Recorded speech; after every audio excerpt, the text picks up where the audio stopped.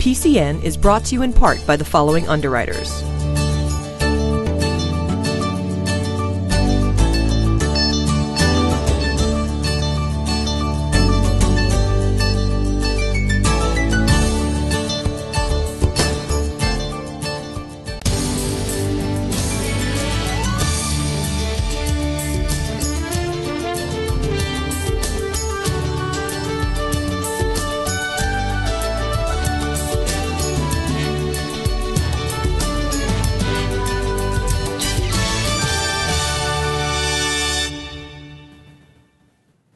Welcome to PACTV Community News. We have a great show for you tonight with stories from our communities.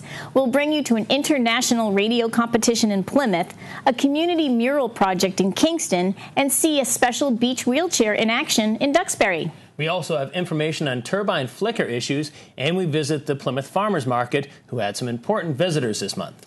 Our Local Eat segment is back with some smooth and creamy ice cream in Duxbury, and Town Talk brings us news from Plymouth. It's going to be a great show, and we'll begin with a fly-in event at Plymouth's Municipal Airport. The Aircraft Owners and Pilots Association held one of their 7 nationwide fly-in events at Plymouth's Municipal Airport this month. The event, which is open to the public, also welcomed over 500 small aircraft pilots to the area for the weekend. The community was invited to meet and talk with pilots, touch planes, and learn more about small aircraft flying. PCN stopped in to see the fun.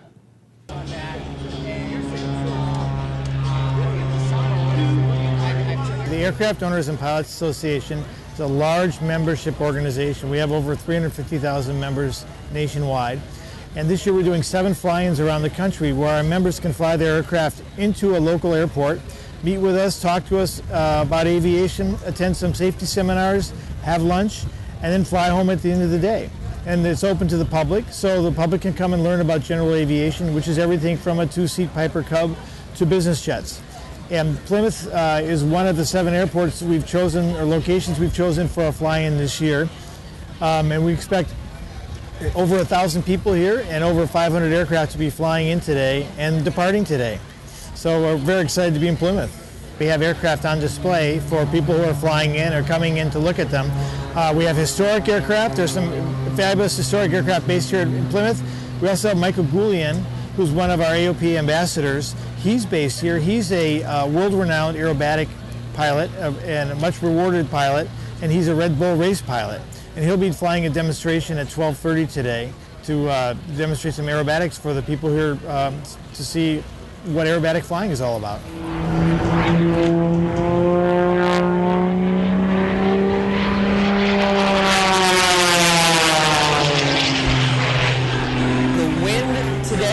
Factor. The wind is coming in a certain direction, which I have to prepare for, and also the temperature. The airplane is really a living, breathing machine. When it's hot and humid, the airplane doesn't fly well, just like people don't breathe well. It's the same thing for the airplane. So now, as I'm getting ready to fly the air show, I go really internally in your mind and think about what the airplane's going to, what you're going to see out the window, what the crowd's going to see, where the airplane's going to be positioned on the fly line to make a perfect show, and that takes almost an hour's worth of preparation time. So when you get in the airplane to go fly that air show right now, you've already done it 6 or 7 times in your brain.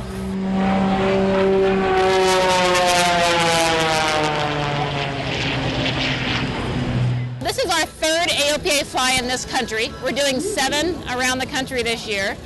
We were in Texas in April, we were in Indianapolis in May, and now we're here in Plymouth.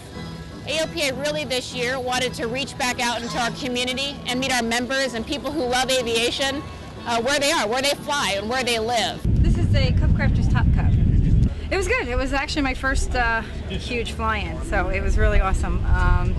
It was a little challenging with 4 or 5 in front of you and no controls, no tower, So this is quite big for me, but it was this plane was amazing, because it's not real fast. It's like 78 knot cruise speed, so I had a great time with it. Because we represent aircraft owners and pilots, we work hard on the state level and the federal level to lobby for aviation interests. So we work to keep airports like Plymouth and Taunton open. We work to keep user fees down or eliminate user fees. Aviators pay a heavy fuel tax that supports the cost of flying through the infrastructure that the FAA and the states put into aviation. So we're representing general aviation, which serves communities by flying patients to hospitals, agricultural flying, crop dusting, connecting communities and businesses. So each one of the general aviation airports, and there are 5,000 public use airports in the nation, are economic engines. They bring revenue and visitors into communities where they'll spend money into communities. So we like to keep these airports running and make them smooth and safe. Well, I think the best message is a great big thank you to Plymouth, to the town of Plymouth, to the airport, Massport for helping us to do these things, and to our volunteers. It's a great community, a great day, and we're very pleased to be here. Small Miracles in Life Exist, or Smile Mass, is a nonprofit organization dedicated to providing happy and healthy memories to families living with disabilities. Their mission is to provide accessible equipment for disabled people at beaches and recreational areas. They have developed a wheelchair for beaches that removes barriers people with mobility issues can face. PCN met up with them at Duxbury Beach to see this wheelchair in action. We are at Duxbury Beach today. We have the privilege of showing off our beautiful beach wheelchair. There is from MobiMat. It is floating beach wheelchair. Smile Mass is a nonprofit who donates beach wheelchairs to our local beaches around Massachusetts. Currently, there is 64 beaches on Cape Cod who has beach wheelchairs that are free to use at any given time. If you go to smilemass.org, you can find a full list of all the beaches.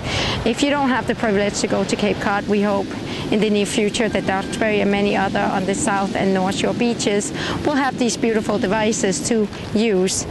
Should you not travel in Massachusetts or elsewhere or be at a private beach and would prefer to have your own chair readily available for the week or for the weekend when you choose the vacation, all you have to do is give us a call or send us a quick email, request a date, and if at all possible, we have a great loaner program and we have chairs left over. They are yours to use at free of charge. Today on Duxbury Beach, we found two volunteers. We have Aaron and James. Aaron's in the chair and James is pushing, and they are going to show us how this chair floats in the water. So they're going to be in this nice warm weather in the water, showing us how and demonstrating how this chair works. We have 3 floating devices, the 2 armrests and the front wheel. And you're going to see how easy it is to push and how nice it is to maneuver in the water. What you see is how easily it walks over the sand and floats right into the water. The great thing about this chair is, if you look at the 2 side pieces on the chair, is those are floating devices. They are also easily to remove, so anybody with mobility issues can easily be transported from the wheelchair or the car directly into the seat by simply flipping the seat back, the armrest back. Once you're in it, you secure it with the armrest. You can use the harness if you wish to do so. You can even have a harness around your feet if you have some sort of spasticity that you need to hold your feet still. Once you float, once you go from the hard surface over the sand, the chair will begin to float as you move into the water. The front part of it actually will start tipping up, and it may give you some movement.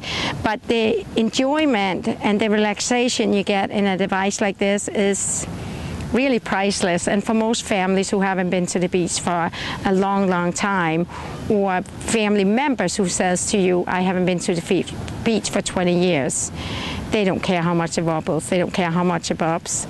Just the fact that they can touch the water again, smell the salt water, get what the rest of us actually take for granted is what this is all about. And this is why these beach wheelchairs are out here, and this is why we're placing them, because everybody should have a choice to go to the beach if that's what they desire. Please go and visit smilemass.org. It is SMILEMASS.org, and get all the information, who we are and what it is that we're doing. We believe that anybody with mobility issues or disability should have a choice to go to the beach if that's what they choose to do. And for Smile Mass, this is just scratching the surface. Stay tuned, because we're coming with more equipment, more activities, and more fun for anybody to do.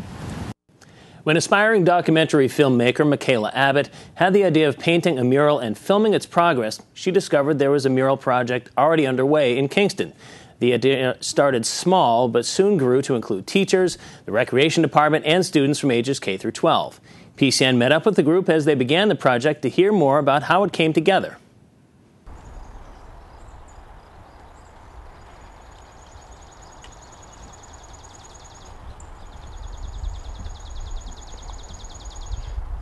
A couple months ago, I reached out to the Kingston Rec Department, and I wanted to talk to Susan Woodworth about doing a mural. She's the director.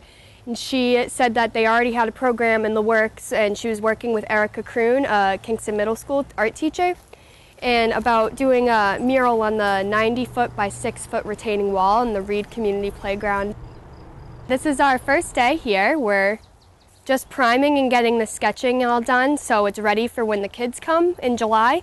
And every Thursday we're going to have just an open to the public. Kids are going to come, and me and Erica, or Erica and I, are trying really hard to make this as hands-off as possible. We're trying to make this just a real community project and have the kids do it. So it's the 4 seasons, and they're divided up by the different schools in Kingston. So there's K through 3, 4 through 6, 7 and 8, and then 9 through 12. The reason we did the seasons is we kind of thought, how could we divide it up to make it the right age for the right age group. So we wanted to divide it skill-wise that all of the students and children can come and paint. So this left side of the mural, as you can see, it's a little bit more blank than the other areas. The reason for that is that's the high school area. We're hoping that a lot of high schoolers come and they can kind of just do their own thing. The next part is the middle school part. The middle school part is winter. The scene is obviously snow and making snowmen, and so mostly it's sketched out, but again there'll be areas where you can come and add your own more snowmen, snowball fights, sports, whatever you want to paint in the area. There's just the rough draft sketch. After the winter scene is going to be spring, and that's going to be for grades 4 through 6, and they can come, they can create their own flowers, add some more butterflies, birds, paint the grass, the water, and then after that is the K through 3, and that's summer. It's mostly the beach, the water, the sand, there's an umbrella, there's a beach ball, and they can kind of add in seashells and water things. I'm also making a documentary about this through PACTV, and I'm using their equipment and all that stuff, and I'm hoping to put this on public access and have people know that something like this is possible and they can go out and they can do it. Like, I'm 19 years old and I'm painting my first mural, you know, anyone can do it. Miles Standish State Forest was one of the locations for the World Radio Sport Team Championship. 59 two-operator amateur radio teams representing 38 countries battle on a world stage in operating and strategy skills throughout the region in a 24-hour, non-stop on-air competition. Several national teams pick from a hat to land at the Plymouth location, and PCN was there to see and hear this radio competition. We are part of the International Amateur Radio Union, and that's what the World Radio Team Sport Championship is about. There are competitors from countries all over the world. In fact, in this particular event, there's 35 countries represented. Nice to meet you. I'm Stefano Brioschi from Italy, from Milan. We're just coming for the WRTC, World Radio Team Championship. There's a 5th time for me that I join this kind of game. Well, WRTC has been going on since the 1990s. It's held every 4 years. Last event was held in Moscow, Russia. Before that it was in Brazil, and before that it was in Finland. And the last time it was in the United States was in 1996 when it was held in San Francisco. We come here for this competition from the big Boston area. And so we will be very exciting. We are 59 teams, so we will compete making QSO. QSO means contact all over the world. You can reach around the world on amateur radio frequencies without a problem. Yeah, yes it is. This is directly from Japan, big signal. This is the dark part, this is the light.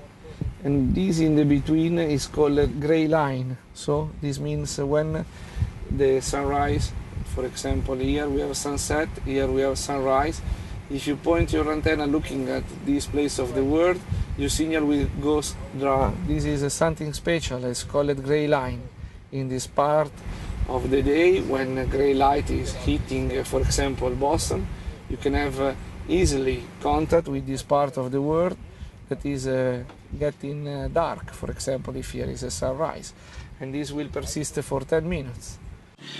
They had to compete for the last 4 years in various qualifying events, and you had to score in the top 3 of these events in order to qualify. Luca was qualifying this time, and I was qualifying in Moscow. In Moscow I bring him, and now he bring me back. So this is teamwork. So each 2-person team has a referee in their tent also to make sure everything is staying on the up and up, and he can actually monitor both radios at the same time. You can make also some break, but if someone make a break, you are not doing QSO, no contact, no? So this means that all the operators have to be in the chair for 24 hours, so you have to be rested. We just come last week for that reason, because jet lag and everything, so it's better to be a little bit rested and not destroy it before the contest. The reason they are operating from a field like this is to make sure that all the stations are equal. So it's competing the operator skills against each other rather than who has the biggest antenna, who runs the most power. Overall competition, you need, I think, from 4,000 to 5,000 in 24 hours to be in the top, for sure. So if you mix the right part of phone with the right part of Morse, with the best antenna pointing and the best bands, so this will mean the best score. So it will be a lot of things all together. Who has the advantage? You know what? It's like we say in this thing. Whoever has the iron pants, whoever can stay in the chair the longest, will actually be the champion out of this. Thank you very much. You're also 5 and 9 in Boston, Massachusetts. Thank you. Bye-bye. The Plymouth Farmers Market was one of 6 markets in the state to be visited by the Massachusetts Department of Agricultural Resources and the Department of Transitional Assistance as part of a year-long series of farmers market tours. The tours are meant to promote local agriculture and highlight the variety and affordability of healthy foods at farmers markets. PCN's Maureen Bates stopped by the event to hear more about SNAP, which is a food assistance program working in conjunction with the health and affordability being honored at the Plymouth Farmers Market.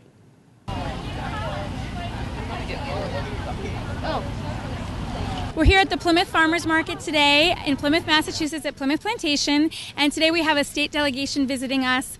We have the Department of Agriculture, the Department of Transitional Assistance, Department of Public Health, Department of Elder Affairs, and a whole host of other folks from the state who have come to join us to talk about the affordability and health of local food. The Massachusetts Department of Agricultural Resources is really putting a great deal of emphasis on increasing access to fresh, nutritious food for folks that certainly low income, fixed income, but everybody, because we understand that's an important part of making healthy communities and healthy people. Farmers markets are one of the best ways of making that happen. And we're here in Plymouth today because this is one of the most outstanding farmers markets in the state.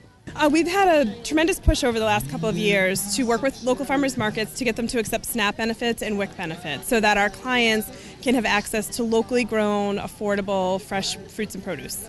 So it's been going really well, and I'm so happy to be here today. For us, our veterans, we honor them, we honor their service.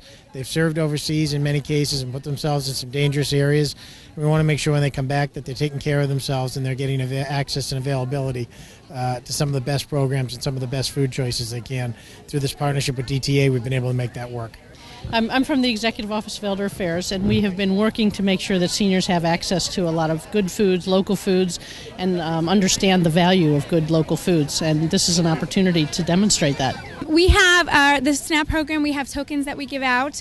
Somebody who gets benefits can come to our market tent, and they swipe their card, and everybody gets tokens, and then you can go and use those tokens at the market.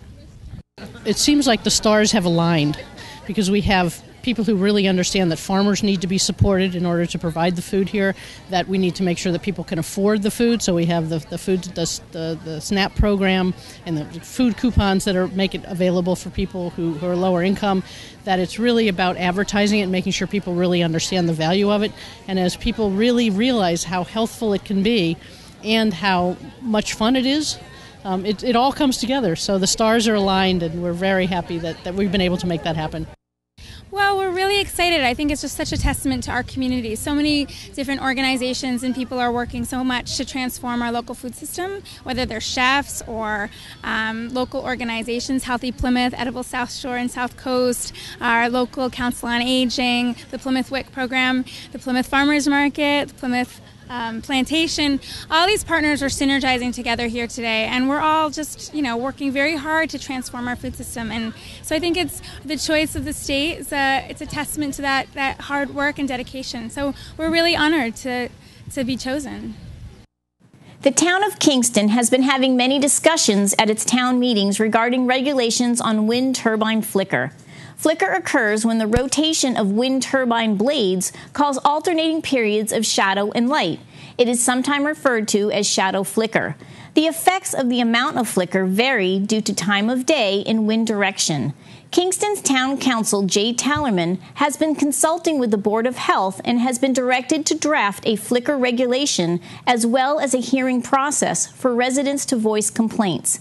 The Board of Health can then assess the need to limit how much flicker is allowable. Tallerman stated that the Board of Health could focus on regulating flicker as a nuisance affecting public health. Tallerman also emphasized the difficulty faced with Kingston adopting its own flicker regulation in a state where turbine flicker is not currently considered to be a health concern. Residents can call Town Hall or go to their website to find out about meeting schedules that will continue with these discussions. Our local Eats Restaurant Review segment decided to cool off this month at Duxbury's Far's Ice Cream Shop. 35 years ago, a young family loved spending their summers in Duxbury, a beautiful seaside community. Friends and family, beach parties and barbecues. But they realized there was one thing missing, an ice cream shop. So they opened the now legendary Far's Danish Ice Cream.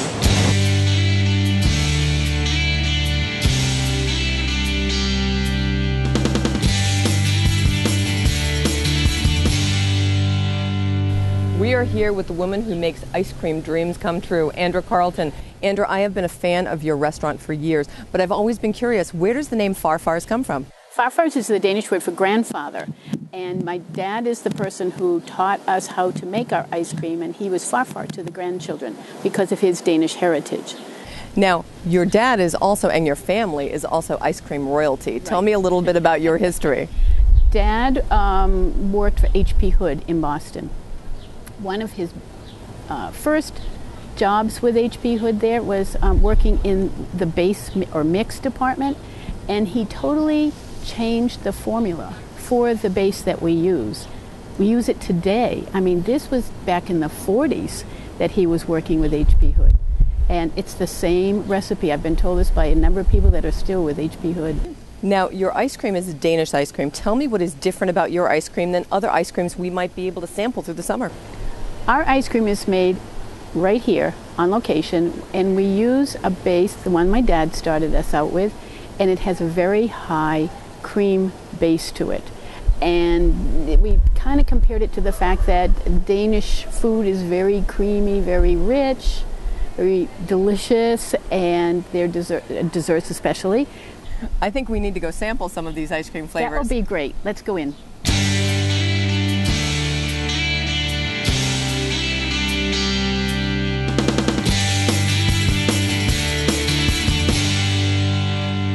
Tell me a little bit about your ice cream flavors. Sure. Most of the flavors that we run on a regular basis are the ones everybody's used to and the ones that sell the most, obviously. And then on weekends we make special flavors. We had orange creamsicle this weekend, big hit. 4th of July we do Rocky Beach, and that's got all kinds of things in it. And we do Arrow Chip after the Aerosmith band. So tell me, what are we having now? It's a strawberry cheesecake. It's really creamy. The strawberry sauce is delicious, I think. The cream gets you first, and then you get this amazing, just little tart bite with the strawberry and the sweet. It's incredible. So what are we going to try next? Let's do mint chocolate chip. And there's such a nice coolness to this. Again, on a 90-degree day, you've got the cold ice cream and the coolness of the flavors. This is fantastic. You also have some fun, unusual flavors. Let's try some of those. Well, this one is grape nut. I'm having healthy ice cream. Yeah, right. Thank you. Yeah. Oh, that's yummy. I honestly would not have expected that because grape nut is just so dry, but this really, it just starts to melt and it just adds a really nice crunch to the ice cream. In addition to ice cream, you've taken it all to another level. Tell me about some of your other products that people are just lining up outside for. Sure. Root beer floats, big popular float family. Then we get into ice cream sodas, good old-fashioned ice cream sodas with the soda water, syrup, and ice cream and cream. And fraps, boy, do we sell a lot of fraps. But in the fall, too, in the fall and the winter, because it's cold, we make ice cream cakes for the holidays, especially Thanksgiving and Christmas. In addition to being a family business, this really has become a community business. Tell me about your staff. A lot of it is sibling passed down. We have brothers and sisters that are working here at the same time or pick up a new brother or sister when somebody goes off to college.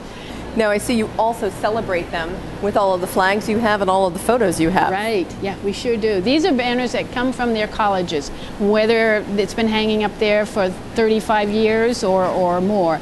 The photos are really a family photo album. They decorate the walls. I can't tell you how many people come in to try to find themselves from working in 2000 or 1984 or something like that.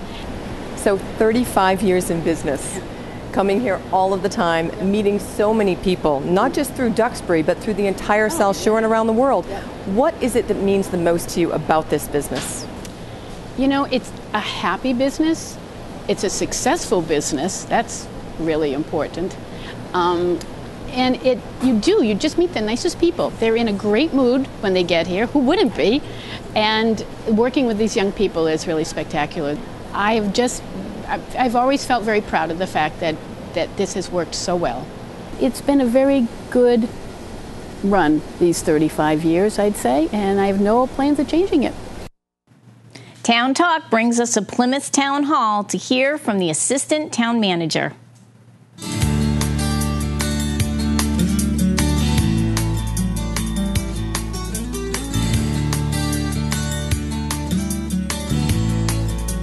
Hi, I'm Mike Gallo, the Assistant Town Manager here in the town of Plymouth. Today I'm going to provide you an update on our roundabout project down on Water Street. Some of the concerns that came up early on in the project dealt with the distance and how wide it was, and some of the concern for some of the larger vehicles that would have to go around the roundabout. What we did do is we made some design changes which widened the roundabout and allowed a little bit easier passage through for some of those bigger vehicles.